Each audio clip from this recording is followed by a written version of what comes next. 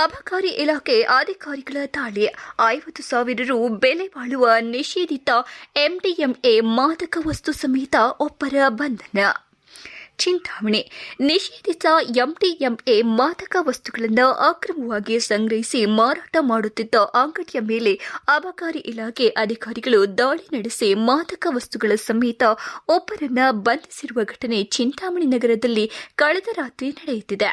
ಸೋಮವಾರ ರಾತ್ರಿ ಗಸ್ತಿನಲ್ಲಿದ್ದ ಅಬಕಾರಿ ಇಲಾಖೆ ಅಧಿಕಾರಿಗಳಿಗೆ ಬಂದ ಖಚಿತ ಮಾಹಿತಿ ಆಧಾರದ ಮೇಲೆ ಅಬಕಾರಿ ಉಪನಿರೀಕ್ಷಕ ಜಿಎನ್ ಪಟೇಲ್ ನೇತೃತ್ವದ ಅಬಕಾರಿ ಇಲಾಖೆ ಅಧಿಕಾರಿಗಳು ಚಿಂತಾಮಣಿ ನಗರದ ಬೆಂಗಳೂರು ವೃತ್ತದಿಂದ ಕೆಎಸ್ಆರ್ಟಿಸಿ ಬಸ್ ಸ್ಟ್ಯಾಂಡ್ ಮಾರ್ಗ ಮಧ್ಯದಲ್ಲಿನ ಇಂಡಿಯನ್ ಆಟೋ ಮೊಬೈಲ್ ಅಂಗಡಿ ಮೇಲೆ ದಾಳಿ ಮಾಡಿ 22 ವರ್ಷದ ಹರ್ಬತ್ ಪಾಷಾ ಬಳಿಯಿದ್ದ 2210 ಗ್ರಾಂ ನಿಷೇಧಿತ ಎಂಡಿಎಂಎ ನಿಷೇಧಿತ ಮಾದಕ ವಸ್ತುವನ್ನು ಹಾಗೂ ಆರೋಪಿಯನ್ನ ವಶಕ್ಕೆ ಪಡೆದುಕೊಂಡಿದ್ದು ಮತ್ತೊಬ್ಬ ವ್ಯಕ್ತಿ ಪರಾರಿಯಾಗಿದ್ದಾನೆ.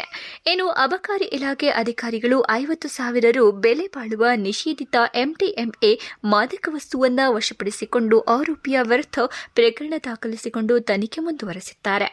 ಈ ದಾಳಿಯಲ್ಲಿ ಚಿಂತಾಮಣಿಯ ಅಬಕಾರಿ ನಿರೀಕ್ಷಕಿ ರೇಣುಕಾ, ಅಬಕಾರಿ ಉಪನಿರೀಕ್ಷಕ ಮಂಚಪ್ಪ, ಮುರುಳಿ, ಶಿವಸ್ವಾಮಿ, ಮಂಜುನಾಥ್ ಮತ್ತಿತರರು ಪಾಲ್ಗೊಂಡಿದ್ದರು.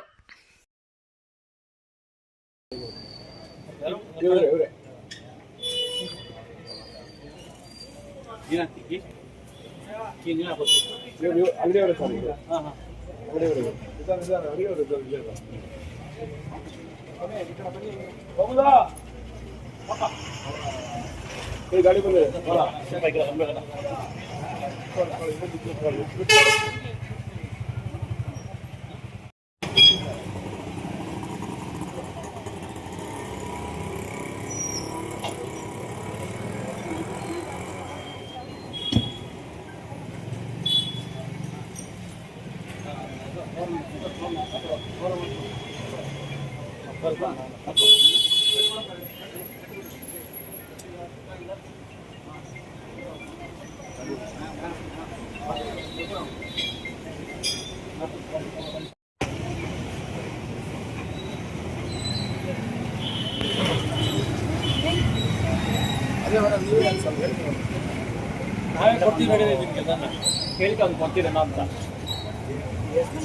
ನಾಳೆ ಎಲ್ಲ ಟೋಟಲ್ ಎಲ್ಲ